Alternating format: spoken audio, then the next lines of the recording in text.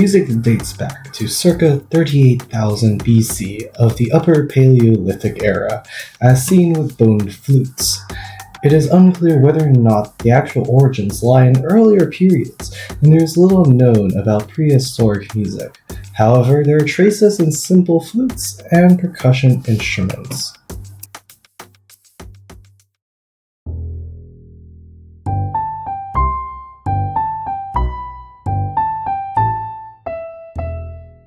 We fast forward to the music of more literate civilizations who developed their own musical notation. We will not go into the history of notation in this video, but if you are curious, Tentacruel has a wonderful video on the history of notation and how it evolved over time. This will be linked below.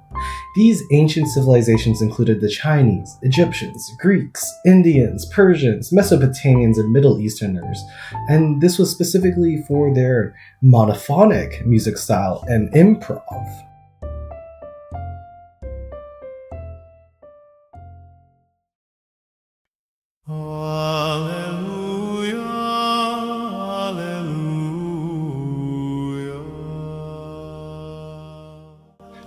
Then we have the music of Western Europe during the Middle Ages, where Gregorian chant in the Roman Catholic Church was created by Pope Gregory I. It was the earliest form of polyphonic music where parallel chords occurred. Here we also see the first schools of music being formed. After 1100, there was the St. Martial School of Oranum and the Notre Dame School of Polyphony.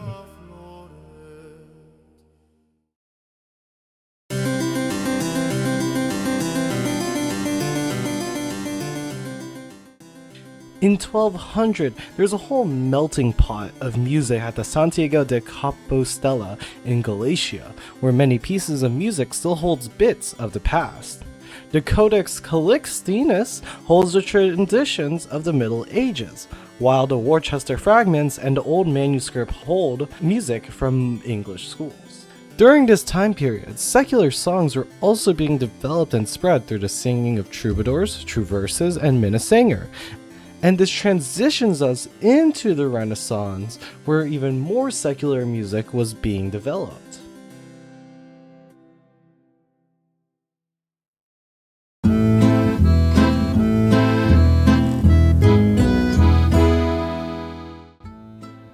During the Renaissance, there were the sacred forms of musical composition used in Mass, the motet, and laude.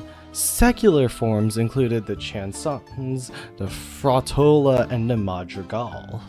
The invention of the printing press being brought in from Asia allowed for the more movement and unification of music through a standardization of notation in Western Europe. Again, if you are interested in learning more about music notation, watch the video by Tentacruel. We also had the first canons, complex counterpoints, and more complex instrumentation during this time period. Furthermore, we had the first Baroque fugal music under Nicholas Gombert.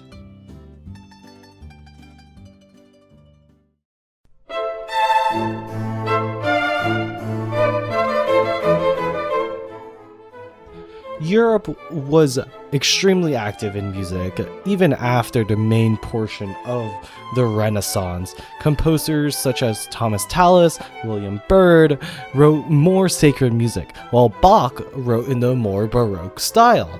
And this era of music lasted until 1750. Baroque music contained an expression of range and complexity. The first operas were written, polyphonic music, which is music with multiple simultaneous independent melodies, were also being used. Small ensembles included strings, brass, woodwinds, choirs, organs, and harpsichords. The first sonatas and concertos were being written during this time, and this era helped set up the classical era of music, which is what most people associate with music in the first place.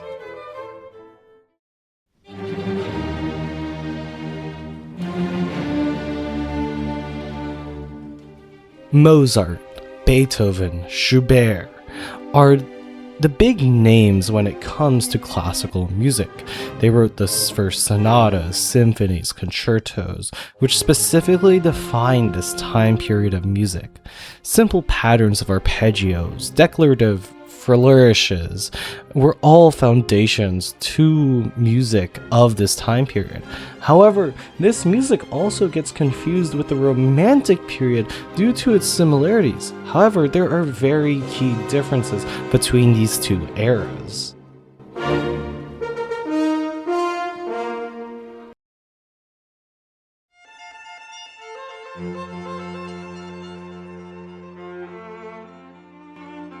The Romantic period of both art and music was about becoming more expressive and emotional. There was a flair for dramatics during this time period. The size of the orchestra greatly expanded, and the music became even more complex and much longer.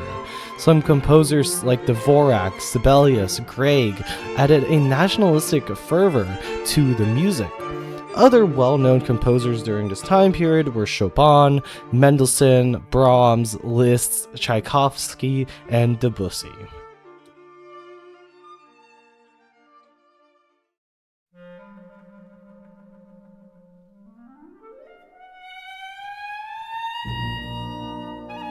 And now we are in the modern day. The first usages of electronic instruments such as synthesizers revolutionized music. However, there were still composers writing in an older style with kind of a modern twist. Take Shostakovich, which is Jazz Suite No. 2, and John Cage's 433. These pieces are well known for being written for a symphonic orchestra, but they use modern techniques such as jazz in the style for the former, or the absence of sound in the latter. Other routes musicians took was into popular music or pop music. This pop music refers to a song or piece that has a single melody and goes through a formula: verse, chorus, bridge, and ending with a couple more repetitions of the chorus.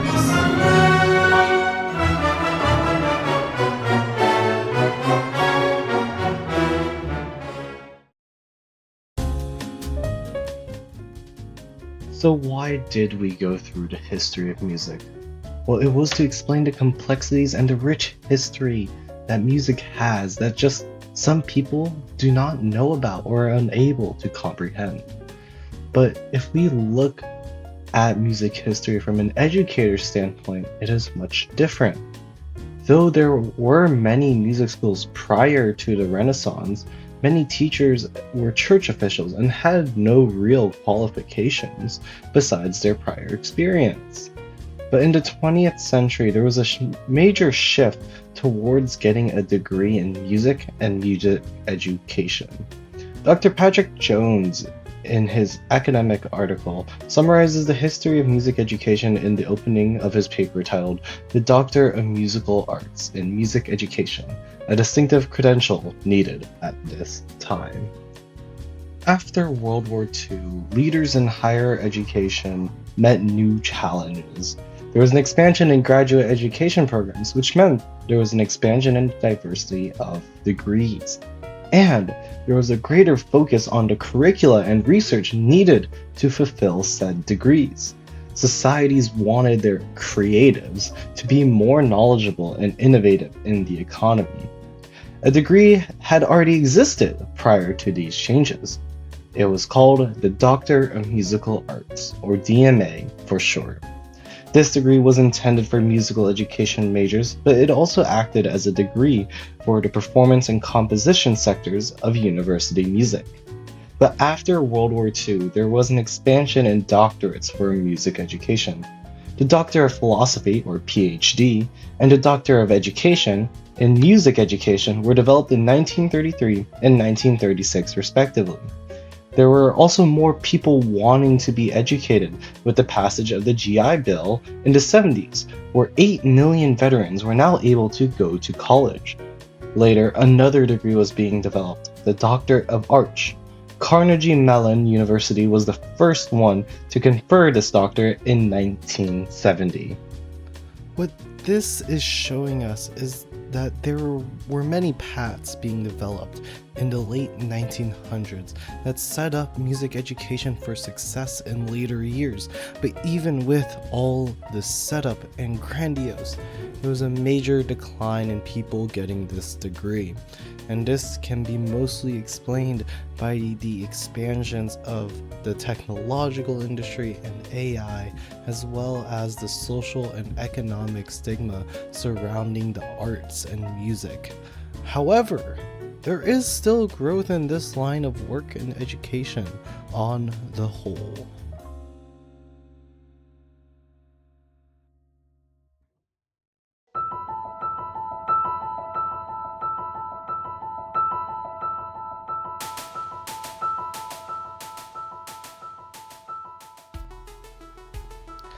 The College Board publishes statistics on many jobs on their Big Future Career Directory. When it comes to musicians and singers, the majority of them have a high school diploma or none at all. But when it comes to upper education, they usually have a bachelor's degree. Meanwhile, directors and composers usually have a master's degree. On the other end of the spectrum, software developers usually have a bachelor's degree. The United Bureau of Labor Statistics publishes information about the employment of people with a certain degree. There are 3 million people who have been hired with a degree related to computer and information technology as of 2023. And most likely, this number has dramatically increased due to the recent rise in AI and software development.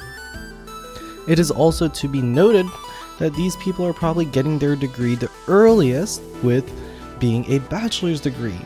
And they are then using this very little experience, only 4 years in college, to just go into the job market and become highly competitive within the job market itself. Meanwhile, musicians usually get degrees in philosophy, liberal, fine, and performing arts. For philosophy, we have 543,000. For liberal arts, we have 790,000. And for fine arts and performance, we have 3 million. But these numbers are projected to be much more or less today because of the stigma surrounding musicians, the liberal arts, and philosophy as being quote-unquote useless subjects and are not very practical in the modern age. So what can explain this? For one, people with a degree in computer and information technology are usually paid more, with a median pay of $100,000. Meanwhile, for philosophy, liberal, and performing arts, their pay is $60,000, $65,000, and $50,000 respectively. A significant difference between the two sides. So when a high school musician is applying for college, and they see they will not be getting paid as much, they usually want to go into AP Comp Sci, ACE, SP, and they don't want to gravitate towards like AP English or AP Literature or AP Music Theory because it's not going to benefit them in the long run based on the current state of the job market. Money is a driving force when it comes to considering one's future. But for once, it would be nice for people to get paid well for being able to do what they have a passion for. But the way the economy is structured right now, this is currently impossible for everyone.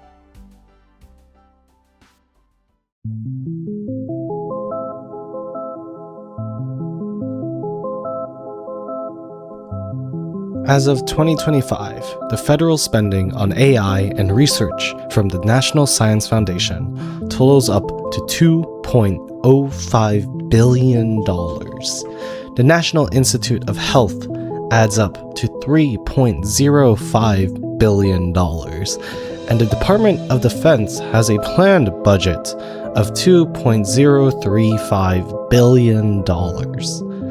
All of this was according to Federal Budget IQ, which is a company that assists the national government on what they should be spending their money on. The article covering this federal AI and IT research and development spending analysis was published on the 7th of January of 2025 by Maureen Holohan, who is a federal budget and legislative expert who held positions in both the executive and legislative branch of the government. These numbers reported in 2025 can be predicted to have greatly increased as the government is now partnering with massive AI firms for their military affairs in Iran, and how the government wants to create a mass surveillance state using AI such as Claude.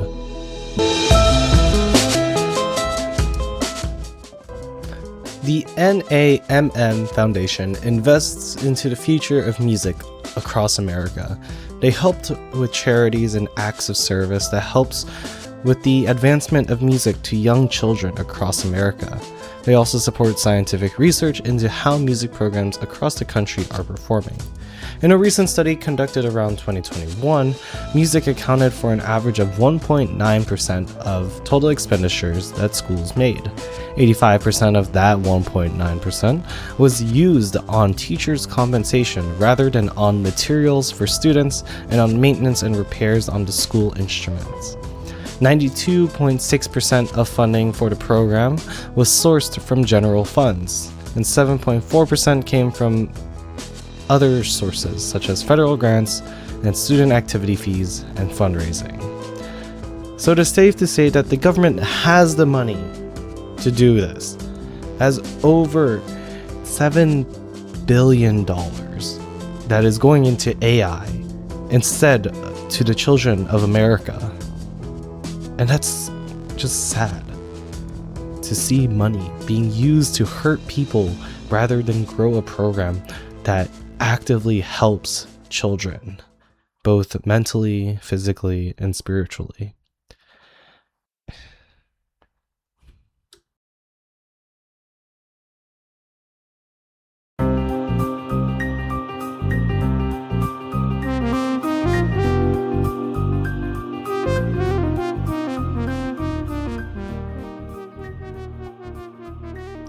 More than ever, social media is intermingling with our lives. There are always people posting, liking, and commenting on many different platforms across the internet. A paper was published in August of 2025 analyzing how social media has influenced the music industry and how independent artists use social media to their advantage. There were 12 participants in the study, 6 of them male, 6 of them female. 9 of the participants were white and the other 3 were black. All of them create or mix music that are of the modern age genres, i.e. electronic, acoustic, pop, hip-hop, rap, and etc. They were interviewed either in person if they were located in London, or across Zoom or Microsoft Teams if they were anywhere else in the world. The main question for the study was, why do you use social media? The top factor they noted was connection. The ability to directly speak to brand managers and talent managers, as one of the participants puts it, and to find leads, as another stated, are major factors to why musicians use social media. They want to be able to build a following and connect to a broader audience, which social media allows them to do. For example, a person based in one part of London will be able to connect and create a base with people who have the same interests as them in a particular area. But with social media, they are able to connect to people across the world who share the same interests and allow them to create a greater following. As one of the participants puts it, someone saying, "I love your song" matters. It gives you the mental juice to keep going. Emotional connection is the glue. However, there is an understanding that they would not have reached this audience if it was not for the algorithm. The algorithm chooses what to show to certain users, and many have tried to manipulate it, but there is no saying what the algorithm will do. The participants in the study knew this, but they explained their high usage of social media platforms as them being able to control and exercise influence over the algorithm. They felt like they had a sense of control over the algorithm. Some participants felt like social media was like playing the lottery, but they felt that the opportunities were too good to just give up, and they poured more hours into these platforms. My analysis of this study is as follows. Social media is a vital tool to the modern musician, but it is severely flawed. This study is showing the luck-based nature that being a modern musician has. You either make it big and get countless of followers and get a huge record label contacting you, or you fall flat, go into bankruptcy, and have to go somewhere else for work. In the modern age, being a musician is a massive gamble if you have no basis, and there's no telling whether or not you will make it big and hit the jackpot.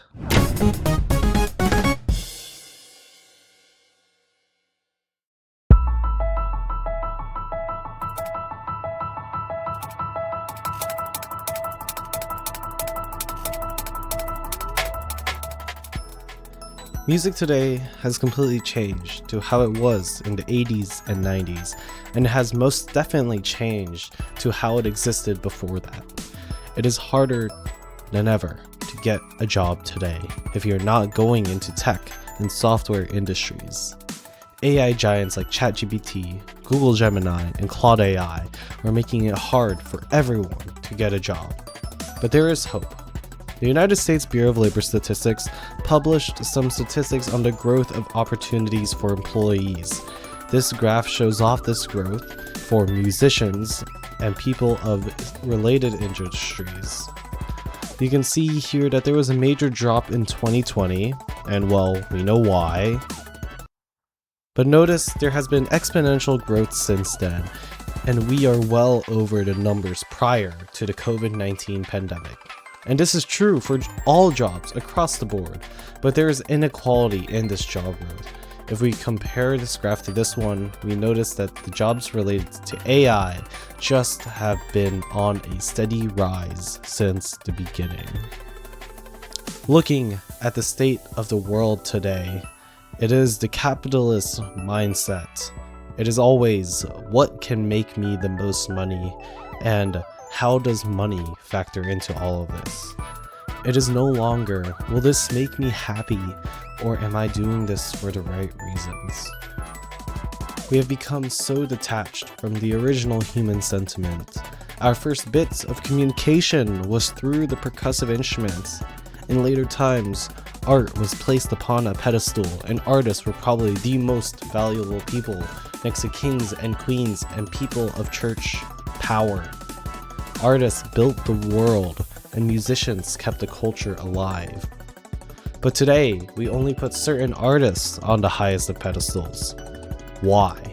Is it because of the algorithm? Is it because they were just better?